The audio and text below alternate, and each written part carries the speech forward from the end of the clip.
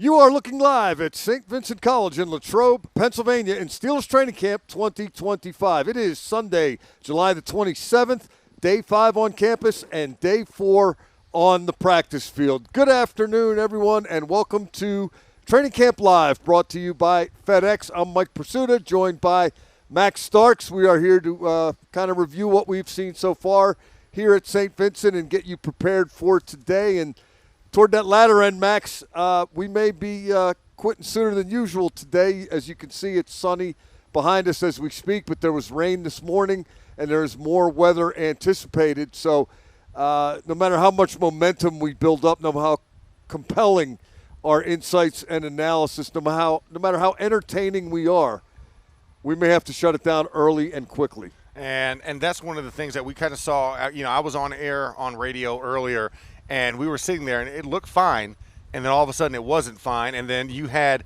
just this torrential downpour for like 30 minutes, and then it stopped. But we knew that there is weather. There's also lightning apparently later on that they've been monitoring, so we'll keep an eye out as we bring this show to you about if any changes happen, because they said weather was supposed to roll in around 2:30-ish today, so we'll see. But we're going to get what we get, and, you know, most importantly, as long as we get 7 shots, we're pretty good.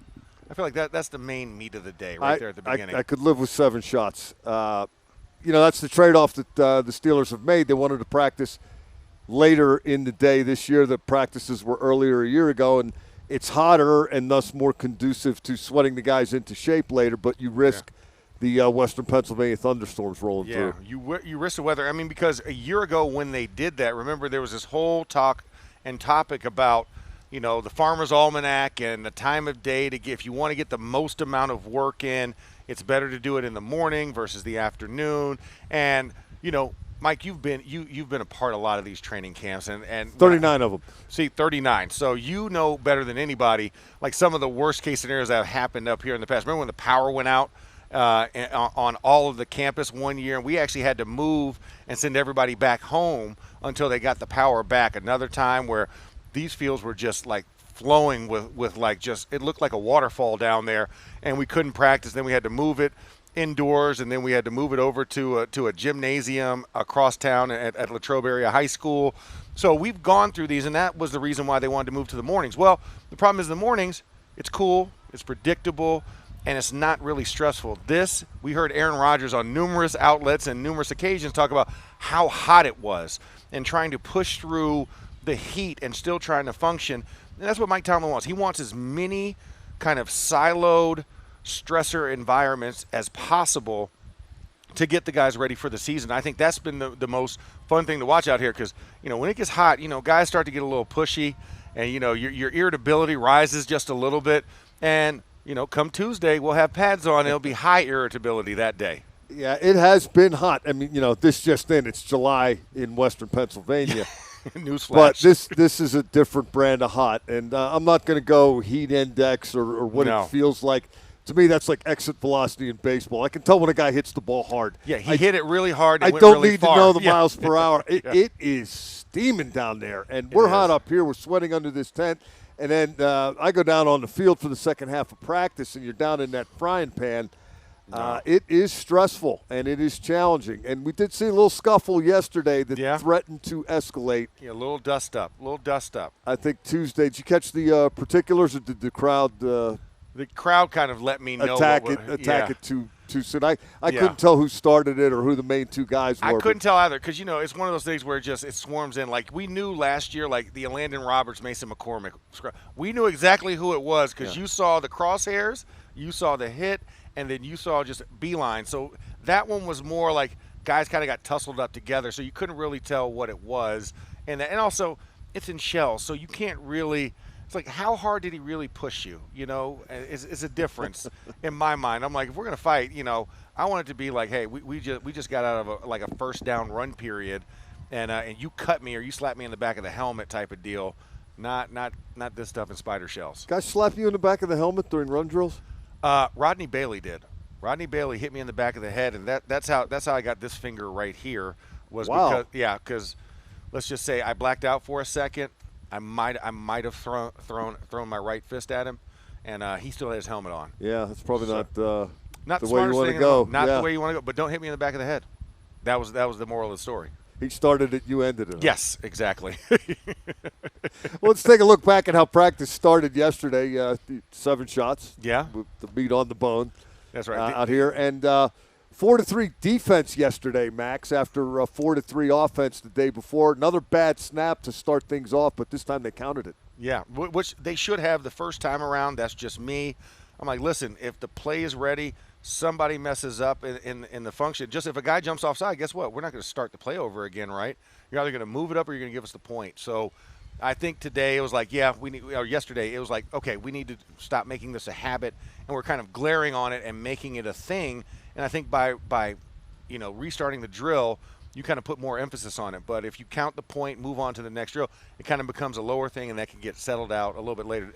But yeah, Zach Frazier's having a little bit of issue on that first play of 7 shots, getting the snap off, which I'd rather it happen now, get it out your system now in camp, than have it something bleed over into the season. I'm going to agree with you on that. I think, part of the responsibility of the offense in 7 shots is to actually get the play started. Yes. And then you see who wins the rep. If you can't do that, you lose. So defense led 1-0 there. Second play, getting a little repetitive here, big guy. Aaron Rodgers to DK Metcalf, this time at the expense of Joey Porter Jr. Yeah, and it was a beautiful slant on the right-hand side, like just coming right in. Boom, pop to the chest. Aaron hit the 4 on DK's chest, and it was a quick point right across the goal line, just a nice quick slant. It's occurring to me that when Rodgers starts a drill, he's looking for Metcalf first, and then he's probably looking for Metcalf second. And I have seen him kind of work the progressions, but if he has any chance to throw it to DK, he's throwing it to DK. You seeing it? I'm seeing it the same way. Like if he's there, if he's the first read, Aaron's trying to figure out how fast can I get, because he also understands that when you get the ball in his hands, no matter how far from the line of scrimmage he is, he's going to make good things happen after that, because if he's going to hit him, he's already walled himself into a position where the defensive back's going to have to crawl on his back, right? That's one of the first things. And secondly, if the DB jumps and misses it, he's got a clear route for at least another 4 to 5 yards. So it's just doing that simple math. Like, I'm not trying to throw the 40-yard home run ball every time. It's like, but if I can throw the 3-yard quick slant and get 7, that's better than throwing that first down run or any type of play. You want to get the distance, because the name of the game is 3 tries to get 10 yards. And then rinse and repeat. And so he's understanding that concept and just trying to work that rapport. And to me, that's almost more of Metcalf's strength. I know he can get down the field, but I don't think of him as a Terry McLaurin deep ball guy. I think of him as a catch and run guy. And especially in the fray. Like, you're thinking about his strength is going to be guy playing press jam, or what we call cover 1 or cover 0. That's where the corner's pressed up on the line of scrimmage. Or it's going to be he's coming across the middle of the route and he's having to weed through linebackers, safeties, and he's able to make himself big, present, and available, and he's going to catch that traffic ball, type of thing. That's where he has his strength. That's why he's such a big physical presence.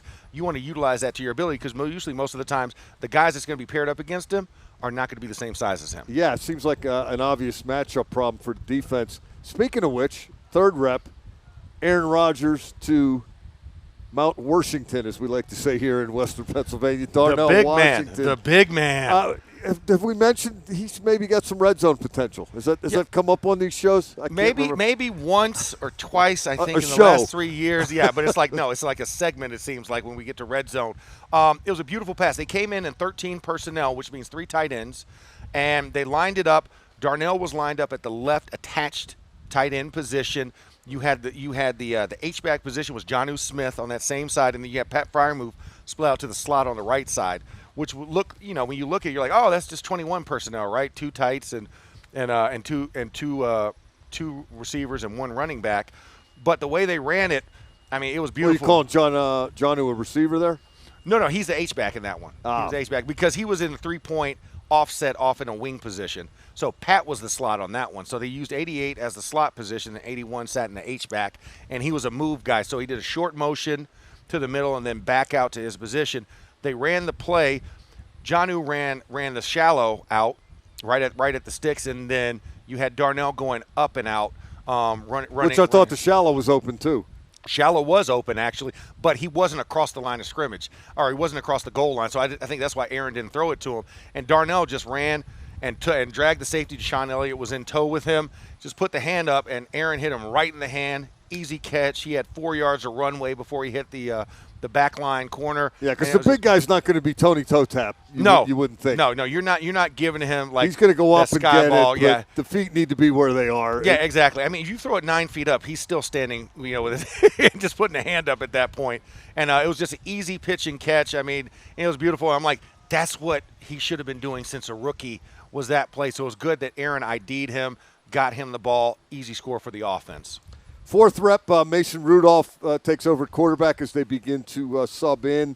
And Rudolph dropping back and holding the ball, didn't find anything he liked, ended up bootlegging right, and then just threw it away, which, I maybe in practice you take a shot and don't worry about the pick, but maybe he's building habits for the season too. Sometimes you have to live to fight another day, and you have to recognize when that time is. And I think for him, it's just going through the modus, right? The modus operandi of how am I going to operate in season? Like, I want to do what's more natural than getting out there and trying to freestyle some of the things. And he's an established veteran. He's been there, done that at many training camps out here. So he's probably like, I don't want to risk it. I'm not trying to make a highlight reel for anybody. But I think it also it kind of overscores, I won't say underscores, how good the competition and depth is this year.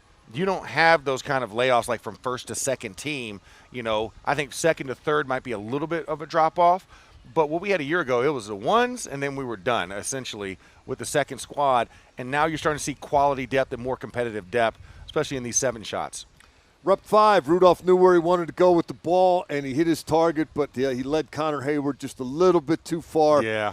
Corner fade to the back of the end zone, and Hayward made a nice catch, but he was out on the wrong side of the end line. Yeah, he caught it. Second foot stepped out. First foot was in. Second foot was out. So it would have been a touchdown at Michigan State. It definitely would have been a touchdown at Michigan State. Yeah, you guys would have counted that because it's only 1 foot. Right. You only need 1 foot there. College is a lot different than pro. So, but Connor, I mean, I thought a good thing about Connor, he kind of released and kind of went up in before the fade, so he kind of carried the safety and then broke off at the last second, and now corner had to make a decision. He had the shallow underneath, or do you take the guy on the fade? Made the play, but yeah, it just sailed a little bit on Mason. Should have got it down probably about a yard or two out of the sky. I talked to Mason Rudolph, and I thought he had a real good day after 7 shots, Rudolph. He was really sharp. He was seeing it. He was delivering it. And he said, if I had one throw I would want back, it would be that one to Connor. I got to give him a chance to make that play. Yeah, and I got to get it in bounds. It struck me that Mason Rudolph, Max, is holding himself to a high standard in terms of what he expects from himself. And I asked him about his confidence level, and he said, hey, if my number's called, I'm going to play well. I mean, we're still in the development stages. Everybody's got work to do, but I don't think we haven't seen Mustache Mason here before. This is a new Mason. This is a new Mason. He is a confident guy. Super Mario mustache worthy. And there was a time before the Aaron Rodgers saga finalized that he was the guy.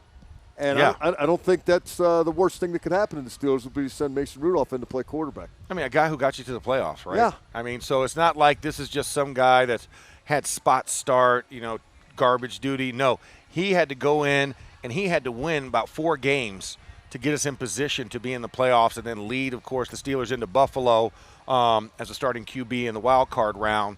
So, I mean, he's got a lot of play in him. He understands what the fans demand of him, what the organization demands of him, and there's a certain maturity now coming back this second time around and kind of knowing what the expectations are. And, I give him a lot of credit. My first year here as a sideline reporter, it was that Detroit game. I don't know if you remember in 21, and Ben caught COVID, and they told. Was that the tie? That was the tie, yes. And the Lions were winless, I think. There were 0 wins, and they got their first tie under the Dan Campbell era. But he came in cold after Friday practice and all he had was a Saturday walkthrough to go through the game plan. And we're thinking it's rain. It was windy that night. We're like, we're about to run the ball 70 times in this game. You're going to miss that stuff, by the way, aren't you? I am not going to miss it, not by any stretch of the imagination. You're going to miss not being down there in the rain and the cold and the snow. I'm going to miss the people on the sidelines. Like, I've been kind of having this farewell tour with, like, the equipment crew, our security staff, and the PR. Like, I'm going to miss you guys, but I'm not going to miss it. Yeah. That was the thing. You miss the people. You don't miss the situations that are involved. But that what you're going to like about the booth? Oh, halftime. There's food. There's food. A lot of it. Yeah, and I'm like, listen, I every time we It's get a little back chilly. on air, You get a cup of coffee, cookie to maybe get the energy up. and then sometimes you get the wedding soup here at Acrisure in the wintertime. I used to like have to smuggle it in like a coffee cup down to the sidelines and find a space to put it. But now I'll just be able to go ladle it and go right back to my climate-controlled booth. So it's going to be really nice. You know, one of the other things Mason Rudolph and I talked about yesterday, Max, he is so appreciative of the interactions with Aaron Rodgers. Yeah. And Aaron Rodgers, the teammates are raving about him in terms of now it's all over the board what the biggest impression he's making on people. He's sarcastic, he's witty, he's snarky, he's a regular guy for an A-lister. But the mentoring part is legit. And it's consistent throughout the board. He's ready to share his knowledge, and Mason Rudolph, appreciative was the word he used. Well, I think, you come to different points in your career. There's that younger phase where there's a lot of bravado and machismo in there, right? Like, I'm not going to help him. He's either going to sink or swim, just like I had to do. But then there comes a certain point in maturity where it's like, I need to get this guy ready in case of, right? Like, we put fire extinguishers around. You buy insurance in case something happens. You don't plan for it to happen, but you need to have something in place if it does or when it does. And so I think that approach, you have a shift midway through your career where you're like, okay, I need to be more approachable about these things. I need to be more open because he's going to be running my playbook, right? It's not going to be, they're not going to change the playbook for the new quarterback coming in. That new quarterback's going to have to fit what the starting quarterback did. And I think understanding that early and being able to share amongst that group, whether it's Will Howard, Mason Rudolph, Skylar Thompson, like Aaron Rodgers knows that everybody's looking to him in that room. He's the elder statesman, so you want to act accordingly. You know, I liked how Rodgers put it. He said it's not necessarily the responsibility of the starting quarterback to help the rest of the depth chart, or really any position. Yeah. But it's an opportunity. Yes. And it's one of the things he wants to do. He was speaking in this context. It related to Will Howard and how he was going to work with Will Howard. But, share the wealth, right? Yeah, exactly. I mean, listen, if you got open ears, you have an opportunity, right? Somebody wants to hear what you have to say. So value whatever those opportunities are and make them count, right? Because you never know what impression you're going to leave on somebody else or what nuggets of wisdom that you can pass on that ordinarily you would not have known had you kind of been more tight-lipped about it. So I think that's a really good thing, especially in this environment.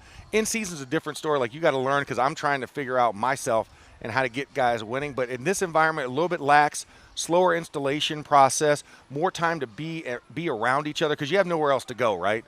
We have about a handful of restaurants that you would maybe attempt, but still at the end of the day, it's like, nah, I don't feel like going. So you're going to be on campus almost 100% of the time, so might as well take advantage of those off times when you're not in practice or in meetings and get to really know guys, and also give those guys something. If they have questions, go ahead and answer it. What's the worst that can happen? Rep 6 of 7 shots. Will Howard takes over under center, and nice aggressive slant touchdown pass to tight end J.J. Galbraith, a rookie from South Dakota, undrafted. But, Galbraith, Max, he seems to be showing up. Yeah, he's making plays. A decent amount of regularity in the first couple of days, but boy, there's 38 tight ends here. I mean, it's 38 of every position. It feels like we look out there, right? I mean, and this is something we didn't have this a year ago, right?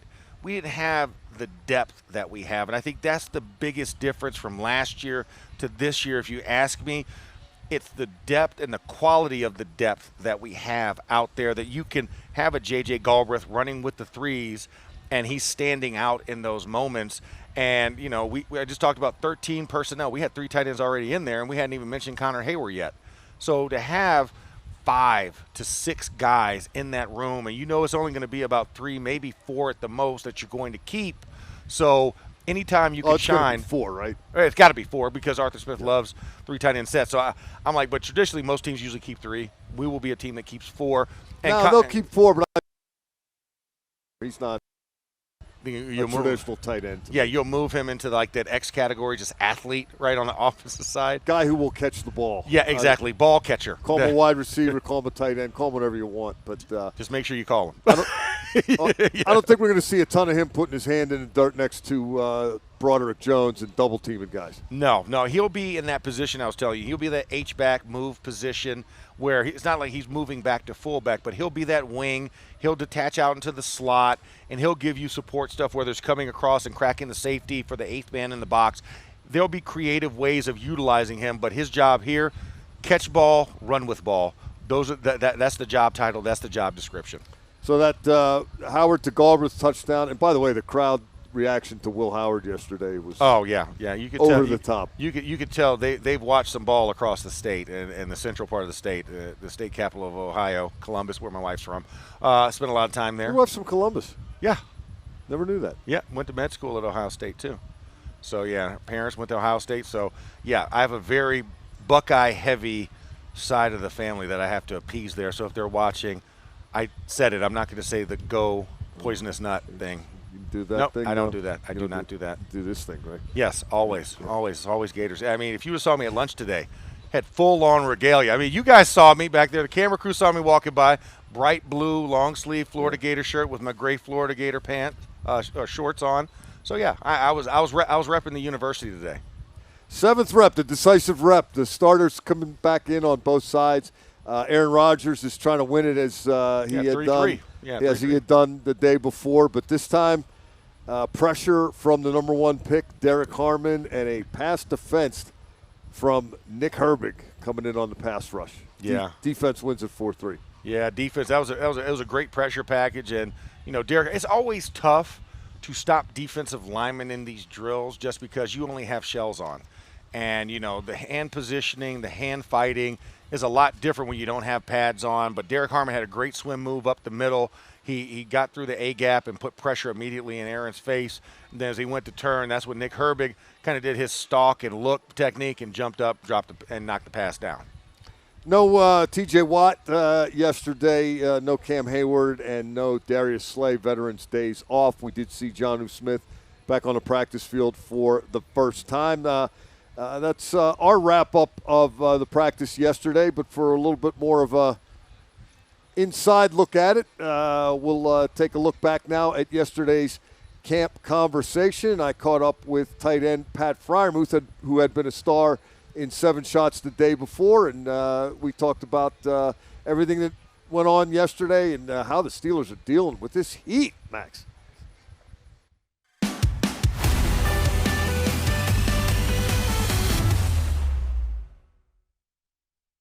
Our guest today is tight end Pat Freiermuth. Pat, I know it's traditionally warm at St. Vincent College during training camp. It feels excessively so this year to me. How are you guys holding up in this heat? Hey, man, we're holding up, but I think it's been pretty hot out here. So I know it's been pretty hot out here. So we're holding up, though. It's good for the team to come together in these hot practices and see what we got when the times are tough. We saw Jonnu Smith on the field today for the first time, and looked like you guys dusted off the 3 tight end packages. Yeah. Where do you see him fitting, and does he strike you as a traditional tight end or kind of a tight end wide receiver tweener? Yeah, he's a hell of a guy, hell of a football player. Glad he's part of our team now. He makes the room that much better, the whole offense that much better, and it was great to be out there with him, seeing the possibilities of what Art has schemed for 3 tight end sets, 2 tight end sets, and all that. So it's been great, and I would say his game is more so get the ball in his hands and let him work and get that yak. And so I think we complement each other very well. The offense lost 7 shots today, 4-3, but yesterday a 4-3 win for the offense. I can't remember who caught the winning touchdown, dude. It was your boy, man. It was me, yeah. That's going to happen. That's the whole purpose of training camp is competing, and some days it's going to go our way, some days it's going to go the defense's way, but it's all about how you respond the next day. So, we're looking forward to tomorrow to hopefully get the W. Have you envisioned that kind of play in that kind of spot once you learned that Aaron Rodgers was coming here? Absolutely. Just the ball releases out of his hands so quick, and it's awesome to be on the receiving end of it because it gets to you quick and you can get the ball and you can make a move, and so he's very decisive on where he's going. So it's been great. He's been described by several of your teammates several different ways: sarcastic, witty, a guy who keeps you on your toes, just a regular guy, even though he's a quote-unquote A-lister. What's your initial impression? All that. He had us out to Malibu. He was one of us. He's one of the guys. It was great to hang out with them, and ever since we got to camp, he's been so good to everyone. Pulling guys aside, telling us what he sees and what he wants and what he wants us to do in each concept. And he's been great for everyone, and it's been great playing for him. And I'm extremely excited to go out there on Sundays and compete with him. Among the things he's told us is that he liked to use the tight end in Green Bay. Yeah. You think this is going to be a big year for your group? Yeah, I hope. He believes in all of us so far, and the way he visualizes us on the field and the way Art is putting us in spaces that we can thrive. I think it's been great, and I think he sees the whole field very well. He goes through his progressions, he knows the defensive coverages, and he gets the ball where it needs to go. So it's been great. Appreciate the time, Pat. Thank you. Yep, thank you.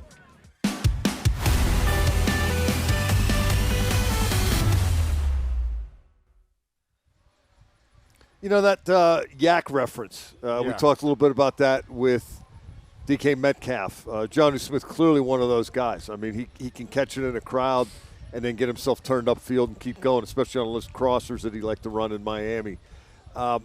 This, to me, Max, seems tailor-made for Aaron Rodgers, the play-action bootleg game and the get it out quick, throw it short, protect the ball, keep moving it forward little by little. I don't think we're going to see a ton of moon balls out of Aaron Rodgers. No. But I think he's going to spread it around and give the guys, particularly Smith and Metcalf, a chance to do something with it after they get it. That accuracy of Rodgers hitting them in stride and putting the ball where it needs to be placed is going to contribute to that as well, I think. Yeah, and that's why we put an emphasis on, like, when we're talking about 7 shots, about how it's like he's seeing Metcalf first and getting the ball on him immediately. And you heard Pat in the interview talk about when he looks at you and he throws that ball, it gets to you fast. He wants to put you in position because he knows he sees it with a split second.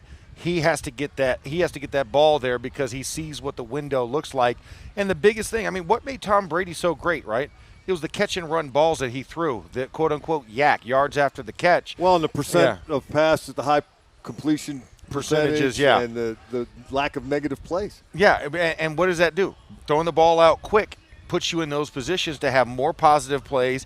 It gets the ball and gives space because the defense also hasn't had a chance to really read the field and adjust to whatever is a deficiency. When you put it on them, if Aaron recognizes it before them, bad day for the defense and good day for offense, and that's what he wants to do. And DK Metcalf, Jonnu Smith, Pat Freiermuth and company all have that skill set that if you get them the ball with a little bit of space, they know how to turn a small play into a big play really quickly. I think another guy, we talked about Kenneth Gainwell a little bit yesterday, but I think he falls into that category. Yeah, he's going to be a get it to him in space kind of guy and let him figure it out from there. He's going to be your screen check down guy. So early on, if you can get a running back screen in with him, I think that's where he made his hay. I mean, listen, he destroyed us in Philly. And then I think also if a play takes a little bit longer to develop, you can't get DK, you go through your progression, he's a guy that makes himself available right in the middle of space, and then he can turn around and just get north and south and get whatever he can. He's a good salvage yard guy in the late check down game as well.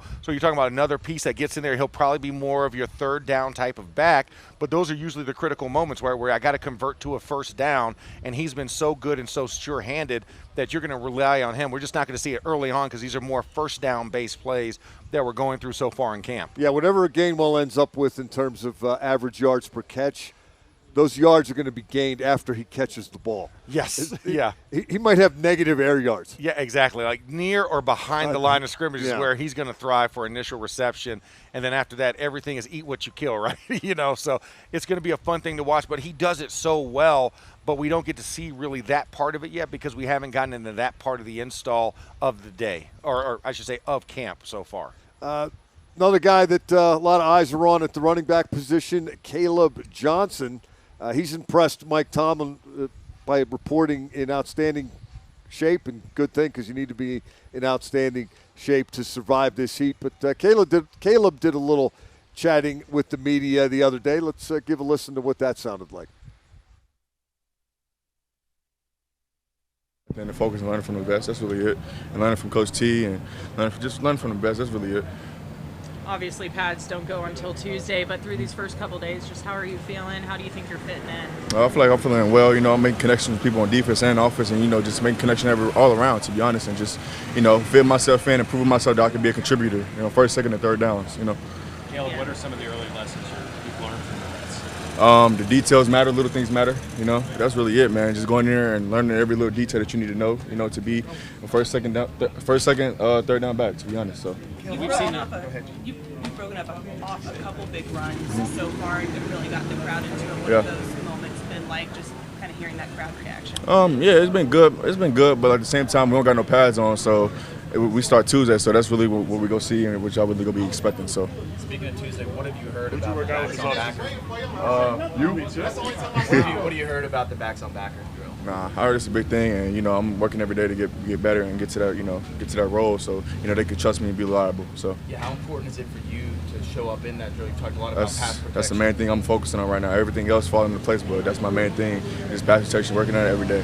Are there any linebackers you've looked at? You're like, yeah, I want that guy. Everybody, you know, everybody. If whoever puts in my face, I'm gonna go. So. You look natural, catching some passes, you know, from Aaron and keeping, you know, catching and hitting the yak afterwards. That wasn't something Iowa asked a whole lot of you. Is that a hidden part of your game, or is that something you're working on? To be honest, I feel like my hidden part of my game was my speed and my catching ability, and I feel like I really can contribute in the catching ability and catching protections and stuff like that. So with A-Rod and just all the quarterbacks, I feel like they trust in me now and trust that I can make really good plays from the passing perspective of it too. So.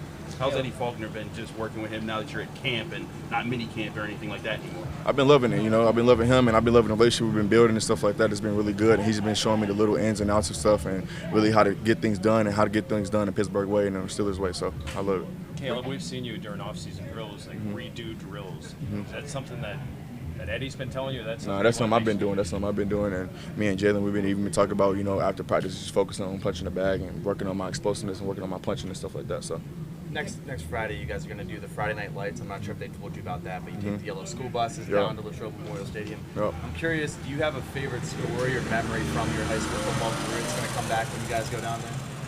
I really in high school really have my headphones in or really sleep on the bus and just wake up and get ready to play, but not really, man. I'm just ready to go in and just focus and do my best. That's it. How much of a departure is what they do here from what you guys are doing in Iowa? You know, it's a lot of things that they do here that's really similar to Iowa, but the thing that's different here is the details, and you know, always going 100% because the holes close 10% faster than in college. So you know, just always giving my all every time that I get the ball and showing what I can do. What's an example of a detail that maybe you're sort of just working on my pass protection skills and just doing the little things. That's it.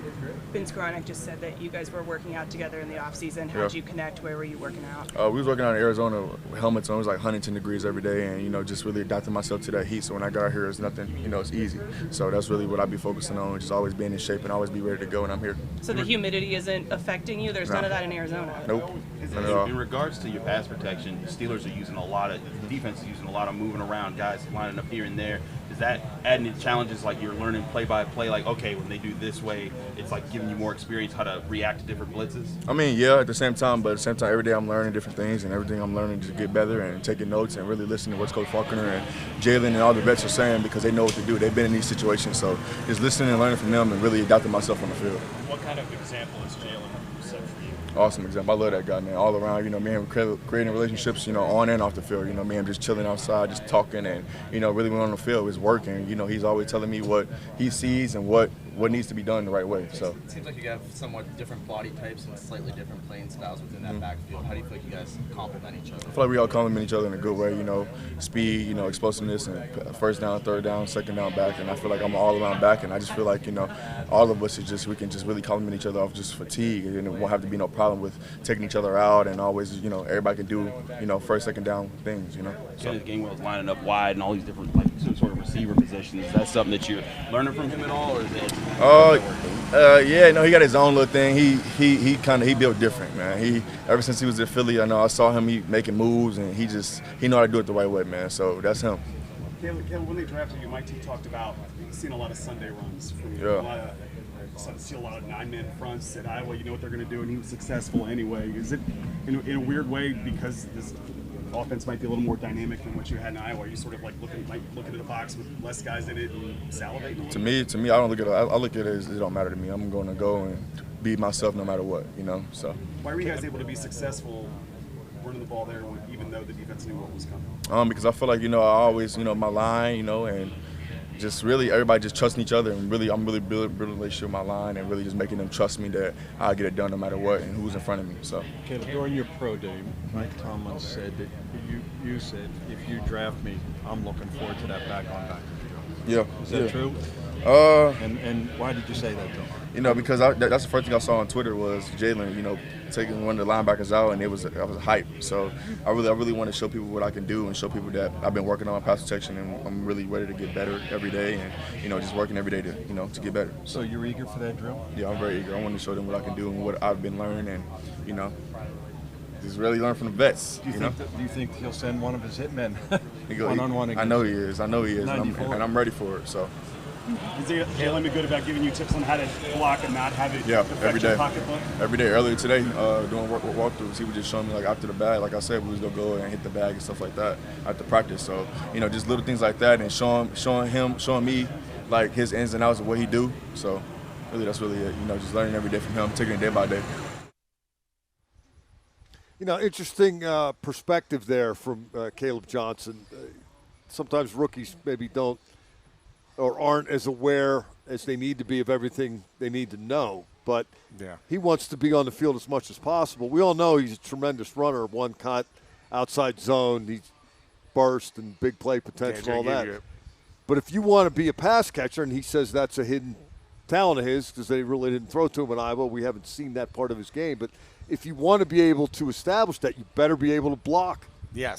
You're not going to be on the field in passing situations if they don't trust you to protect the quarterback. And that's where he has to start earning that trust, backs on backers. Yeah, you got to earn that trust because, listen, you've got to pay attention to your offensive line when it comes to those pass blocking situations because there's going to be schematics where he might be thinking he has that guy in the hole, but the second that guy walks up into the line of scrimmage, whether it's shotgun or not, usually you're going to have what we call a squeeze or a down block where the guard is going to take that inside gap, the tackle's going to come to the next side, and you're going to have to deal with that defensive end of the outside backer one-on-one. And it's not going to be, I'm IDing the inside backer.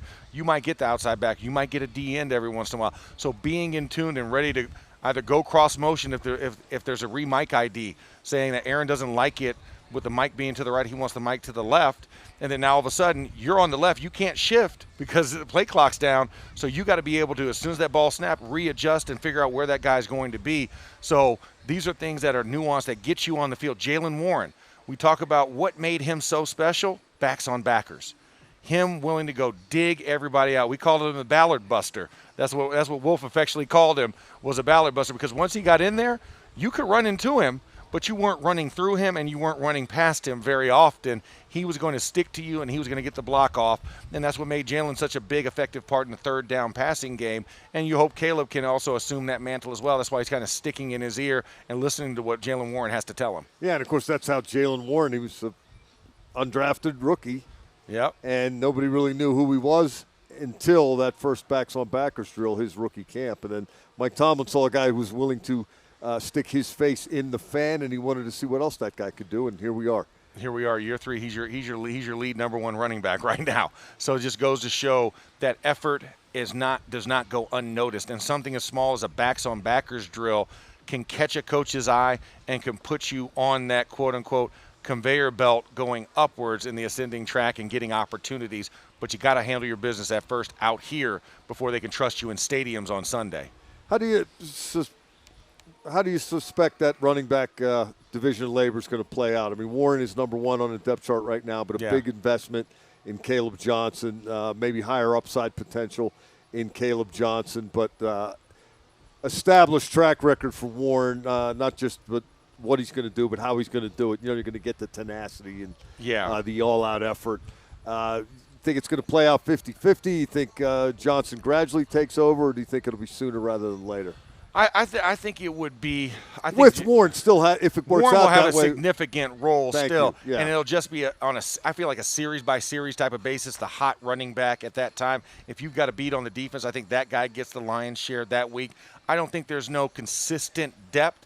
I think it's a week-to-week rolling depth, because I think there's going to be certain situations where you're going to need to depend on a Kenneth Gainwell and get him out there because he's explosive. He's a proven playmaker, especially in those sub downs. Yes, you want Caleb Johnson to be able to play 3 downs, but I think going into it, you assume a Jalen Warren is your 3 down back.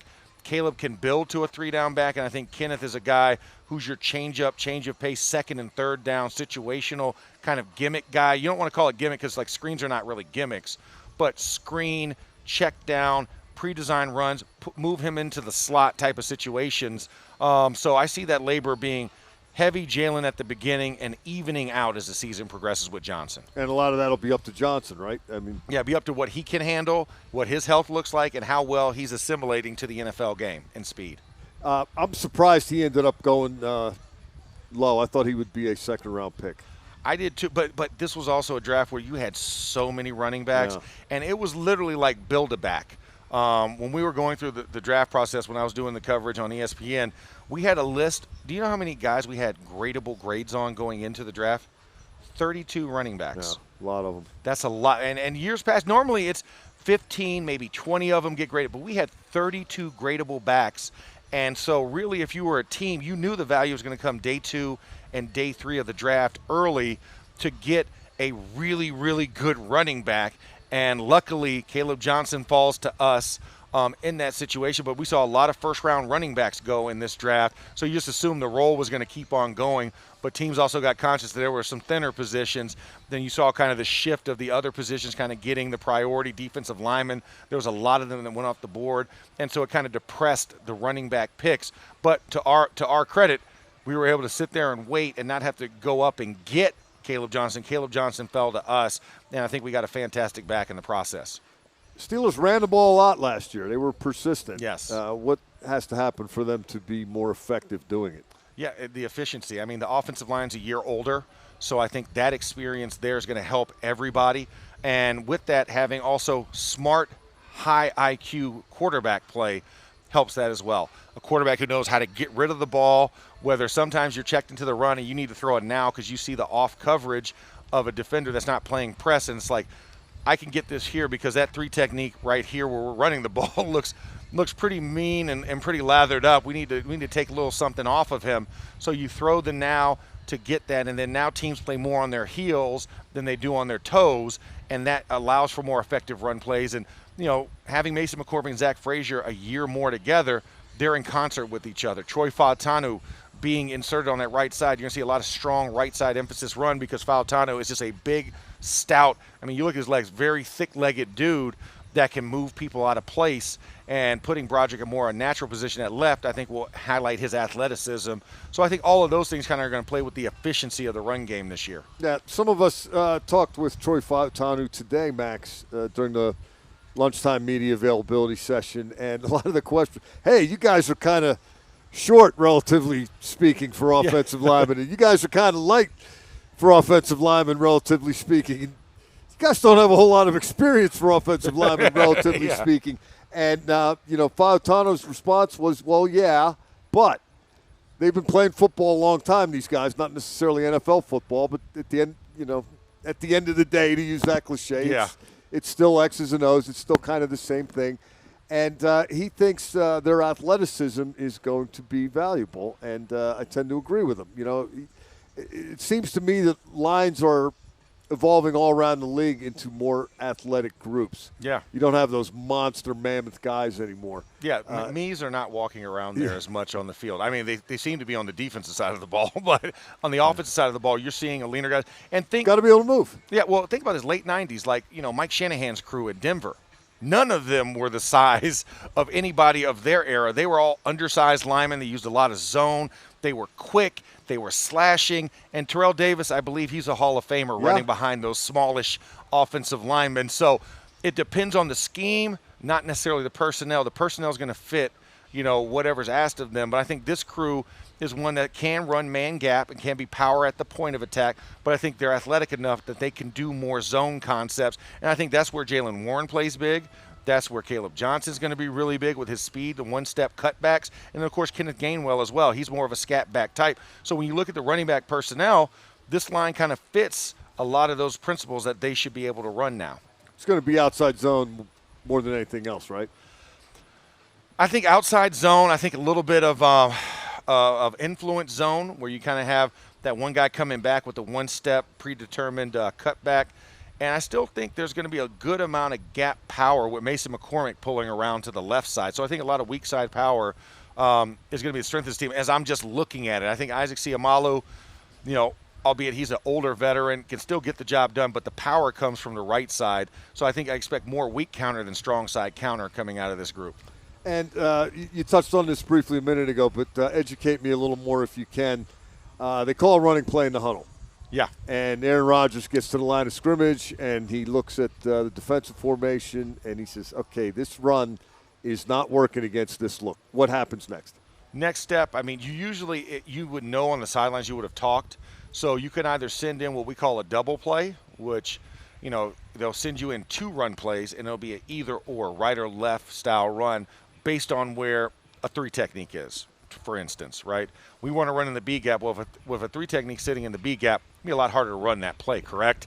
So now we need to shift it to the opposite side where you have a nose that's in between the center and the guard, and the B gap between the guard and the tackle is free. So now is either what we call a kill or a switch play, or you send in a run and then you throw a quick pass because based on their schematics, there's a mismatch to the weak side, so you want to take advantage of it, so you'll switch to that type of play. But that's usually how you handle it. Now, 2-minute situations, there's a whole menu in the 2-minute, right? And the no-huddle situations, you have a menu of plays, and it's up to the quarterback's discretion in those type of situations. But traditional call-in plays, if there's an issue, you've ran it before, it didn't work, usually the next thing that comes in is what we call a kill, switch, or double play that comes in to account for that.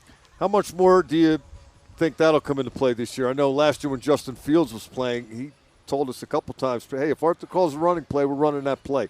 Yeah. Wasn't a lot of deviation, and sometimes they, ran into a brick wall.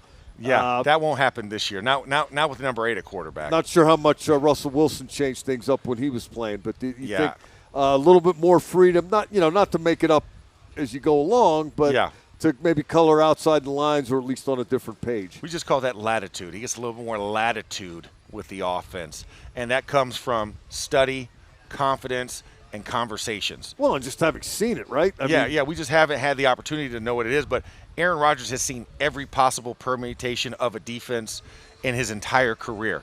There's nothing you can put under the sun in front of him unless you line up 11 DBs on the field or something like that, something crazy.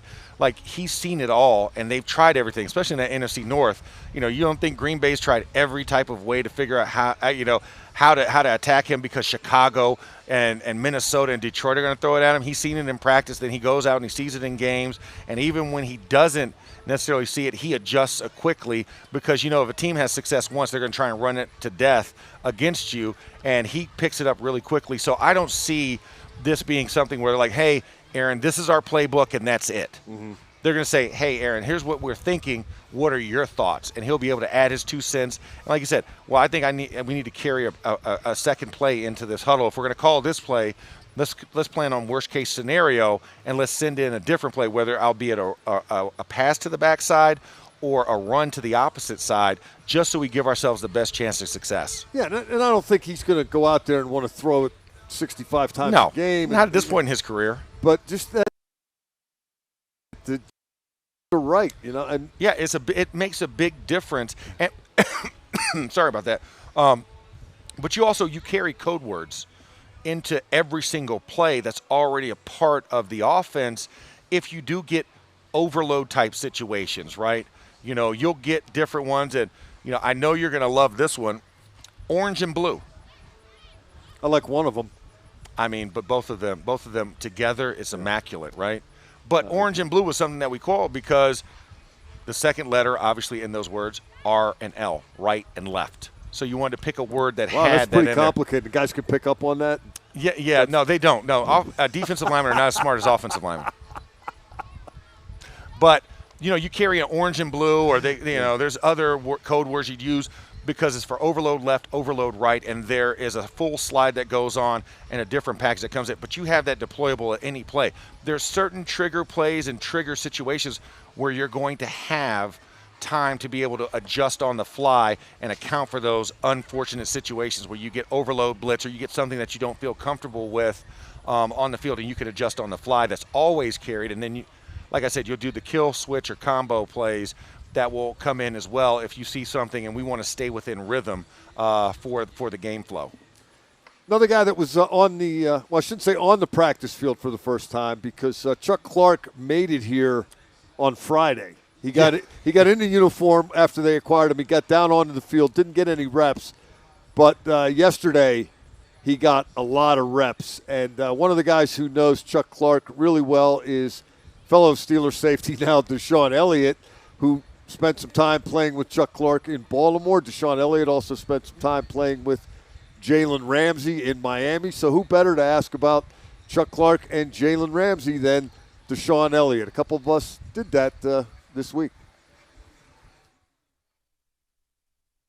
God, I know it's early, but what have you seen from Chuck so far? He's smart. I've been on Chuck for 7 years now, so he's smart. He works hard, asks questions, fast, physical guy. You know, I'm ready to see him play, honestly. He came out here yesterday, started off the plane, did what he needed to do, so I'm excited to have him here, honestly. That's one of my best friends. Having Jalen Ramsey's versatility, what's that add to the secondary? What does it add to the secondary? Yeah. Man, a lot. I mean, last year I was doing a lot of moving around, so we got a couple of guys who have that ability. Obviously, he's a potential gold jacket. Him playing nickel, safety, corner, dime, whatever it is. Whatever you ask him, he can do it. He's extremely smart. Y'all know his physical intangibles. You see he had a pick today. He made it look easy. So I'm happy to have him here. I played with him in Miami. I know what he's going to do. I know what he's going to bring to the table. So he's going to make our defense that much better. Pass game and run game.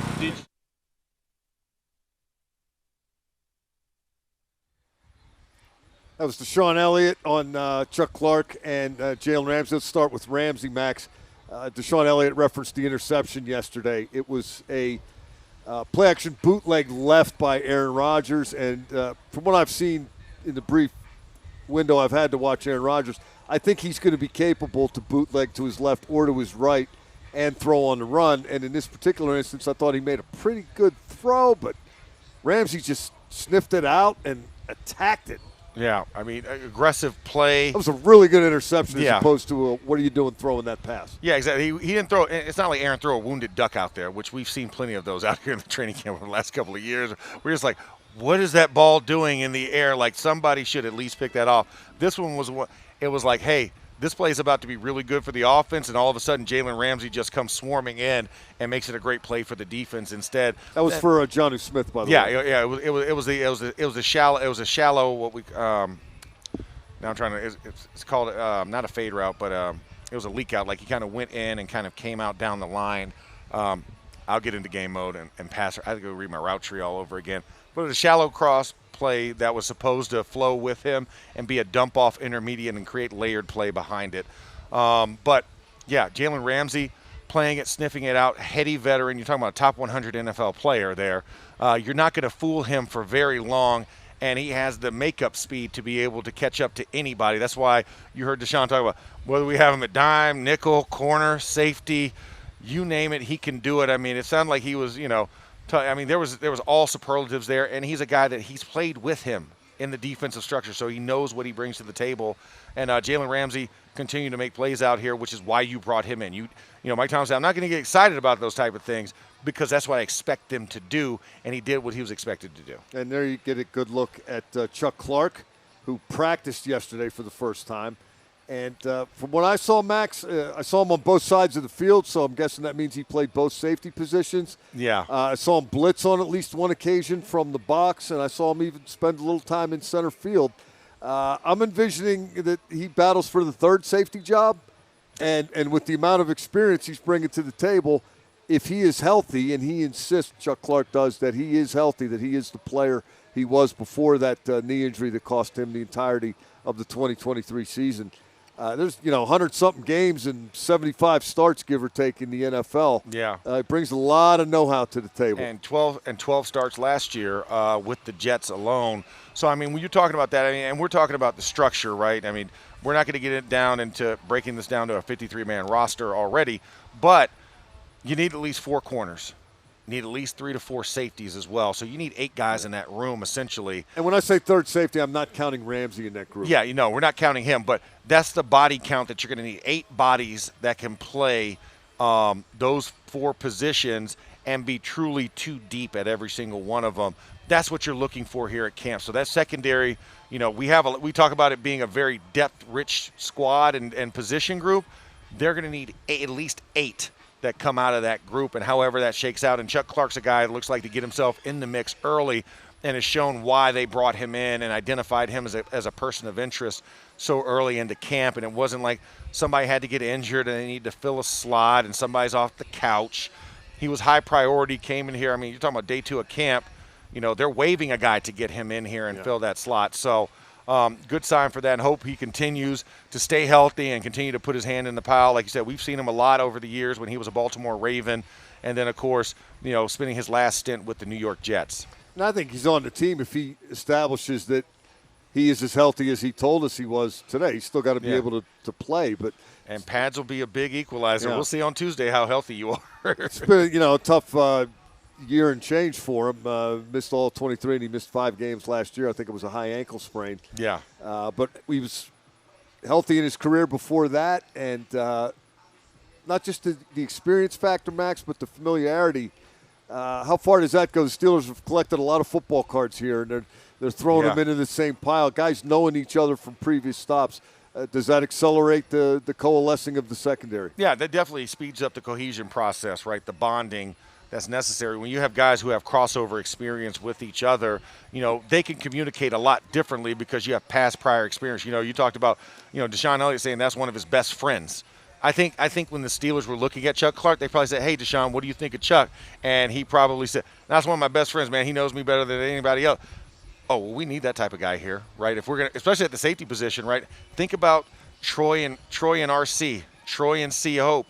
Like, there had to be an intimate knowledge. And if you have an experience or you have a wavelength with a guy, that goes a long way to translating on the football field, because you're going to communicate in ways that not everybody can see and not necessarily going to be verbal, because you have to be able to react. And when you have a guy you've played with, they know how you tick and they know how you know how they tick and they know how you tick. I think this is kind of coincidental, but Steelers seem to be collecting Ravens this offseason. Yeah, I mean, it's bird hunting season, right? I guess is what it is. And Ravens, Eagles, we got Falcons, we got it all. We asked Chuck Clark about that today, and he said, hey, those Ravens-Pittsburgh games, quote, they were tough physical games. I remember days after those games, everybody being beat up. Yes. Both sides, no matter who won. Didn't matter. And he also we all lost, even though one side won. We all lost at the end of the day because, it was what one of my friends would go, he's like, you wake up with bloody sheets. Like, you find wounds and stuff that you didn't think about. It's like, oh, man, I got TMI, Max. Well, I'm just saying, like, you got cleated, and you don't think because you're in the moment, you got adrenaline, and you had long socks on, but then you wake up in the morning like, oh, man. I was like, I was bleeding. I forgot to cover that up.